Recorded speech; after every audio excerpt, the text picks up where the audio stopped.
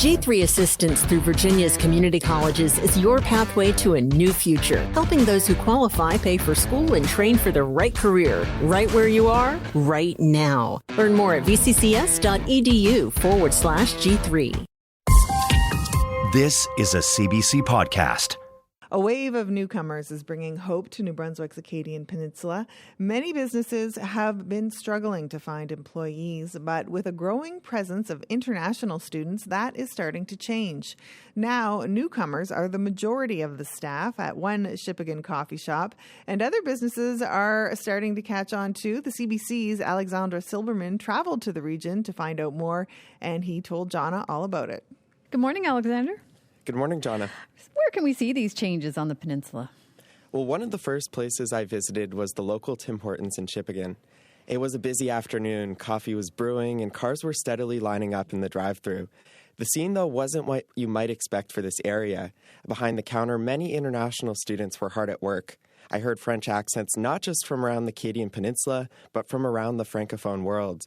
The Tim Hortons was one of the first businesses to start hiring the newcomers. Now most of the staff, or 80%, are international students. I spoke with Jeremy Lebens about this change. He's the second generation to run the coffee shop.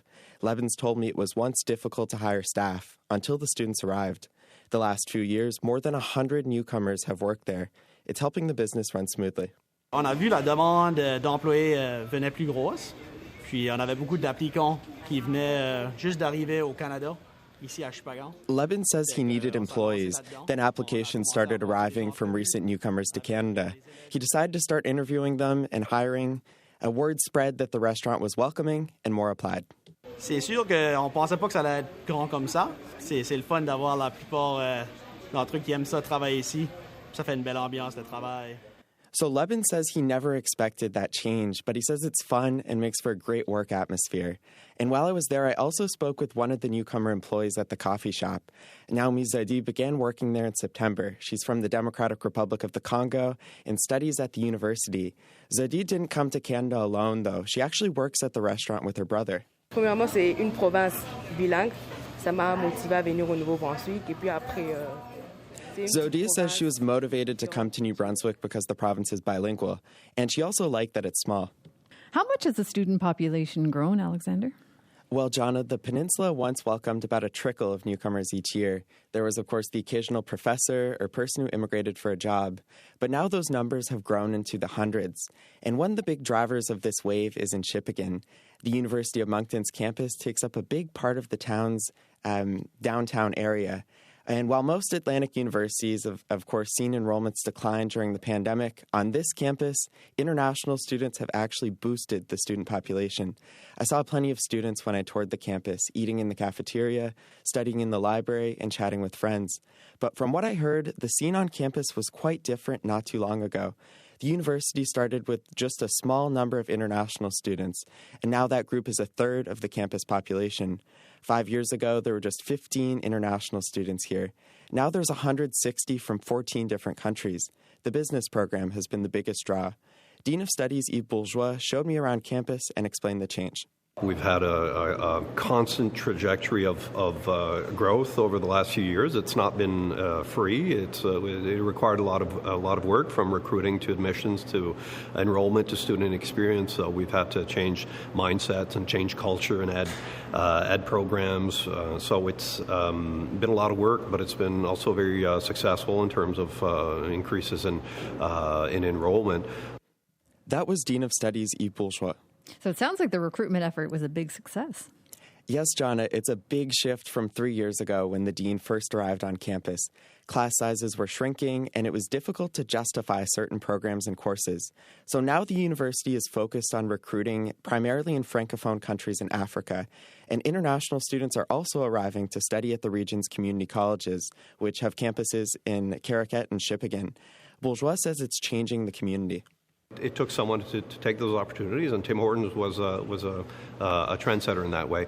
Once that was done, it seemed to have lit a switch in a lot of other local employers, and to say, they're having difficulty hiring, and they're noticing a lot of international students working at Tim Hortons. So it became a bit easier to condition those other employers to give it a try as well. The arrival of newcomers has been a big help for businesses. Every international student at the university who's looked for work has found a job. Bourgeois remembers seeing job ads around town when he first arrived in Shippagan. Now those jobs are being filled. And as you've said, the population is aging, so the young students who want to work must really be making a difference. That's right. Young people in this region are so hard to find. Many have left for school or job opportunities and haven't returned home.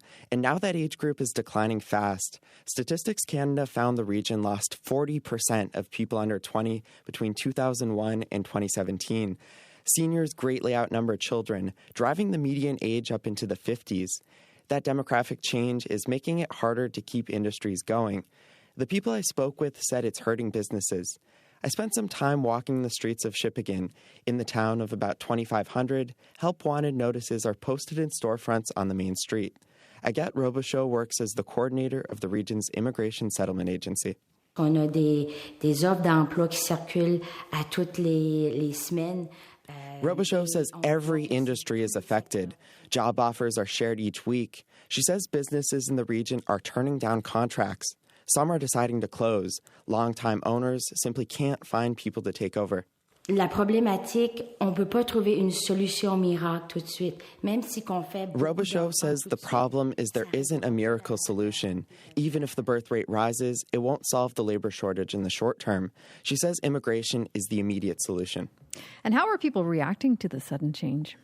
Well, 5 years ago, it's important to remember there were little more than a dozen international students at the university, and now the region has become much more diverse in a short period of time. I asked Bourgeois about this. Whether it's walking on the streets in Shippagan, whether it's if you go to Tim Hortons, if you go to the local Save Easy, whether you go to nursing facilities, there are increasingly international students that are there, and so you see it. And for a lot of local residents, there's not been that diversity in years past. He says the change was first met with curiosity by locals, including at the coffee shop. Residents have been asking questions. He told me a story about one encounter between two cultures. I remember this older gentleman being at Tim Hortons and being accompanied by a translator from French to French, because the international French that was being spoken at the cash wasn't registering with the older gentleman who was maybe more habituated to the local patois. So Bourgeois says there's been a culture shift. While there's still work to be done, he says people have warmed up to the students. Well, that's nice to hear. Now, what challenges remain in welcoming newcomers and convincing them to stay? Well, Jonna, it's too early to tell what impact their presence will have in the long term. Some community members would like to see some of them settle in the region, and there's talk of the students taking over businesses and starting new ones. As I mentioned, skilled workers are desperately needed to staff care homes and hospitals. Acadians are also hopeful that young people will return home. Agathe Robichaud at the Immigration Settlement Center says immigration is needed, especially in the short term. Many Acadian communities have been home to the same families for generations. It can be difficult to fully integrate in a tight-knit environment. Mais il faut commencer à quelque part. Et déjà, je pense l'ouverture du peuple acadien. Robichaud says the openness of Acadians is a good start, but she says people need to go beyond simply saying hello, how are you, or asking about the weather. It takes an effort to help newcomers integrate. The people I spoke with want this acceptance to grow and bring new life to the Acadian Peninsula. They hope newcomers will help protect the future of the region and keep it dynamic. All right. Thanks for this, Alexander. Thank you, Donna. Bye.